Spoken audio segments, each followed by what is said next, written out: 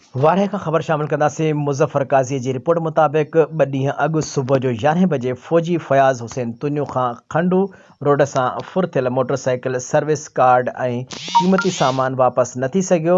वारहे जे retired फ़ौजियुनि तरफ़ां वारहे press club ते conference कंदे फ़ौजी फ़याज़ हुसैन तुनियो, फ़ौजी अब्दुल जब्बार तुनियो, फ़ौजी मंसूर अली चांडियो, फ़ौजी साबिर अली तुनियो, फ़ौजी अजब गुल सुमरो, फ़ौजी माजिद हुसैन तुनियो प्रेस कॉन्फ्रेंस कंदे फ़ौजी मीडिया के मौक़िफ़ ॾींदे चयो त काल्ह सुबुह जो फ़ौजी फ़याज़ हुसैन तुनियो पंहिंजे अज़ीज़नि सां मिलण लाइ खंडूर रोड सां वञी रहियो हो त हथियारबंदनि ॾोहारियुनि संदसि जे मथां हमलो कंदे हथियारनि जे ज़ोर ते हाज़िर सर्विस फ़ौजी फ़याज़ हुसैन तुनियो खां मोटरसाइकिल, सरकारी सर्विस कार्ड, ATM कार्ड ऐं रोक रक़म फुर करे फ़रार थी विया। अहिड़े अमल जी सख़्त लफ़्ज़नि में असां मुज़म्मत कयूं था ऐं हुननि वधीक ॿुधायो त असां अहिड़ो इतलाउ फ़ौरन पुलिस खे ॾिनो, पर पुलिस सुस्ती जो मुज़ाहिरो करे ख़ामोशी अख़्तियार कई।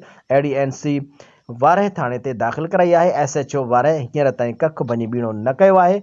वधीक फ़ौजियुनि चयो त असांजे हाज़िर सर्विस फ़ौजीअ खां फुर थियल सामान खे 24 कलाक गुज़रण बावजूदि SHO वारहे तरफ़ां का बि रिज़ल्ट न ॾेई सघियो आहे। असीं रिटायर्ड फ़ौजी मीडिया जे तवसत सां SHO वारहे खे 48 घंटनि जी मोहलत ॾियूं था त फुर थियल सामान वापसि कराए वञे। ॿी सूरत में 17 जनवरी अरबा जे ॾींहुं आल फ़ौजी लाड़काना डिवीज़न जे तरफ़ां वारहे फाज़िल राहू चौक ते एहतिजाजी धरणो लॻायो वेंदो। अगरि वधीक ज़रूरत पई त इंडस हाईवे लाड़काणो रोड बंदि करे धरणो लॻायो वेंदो।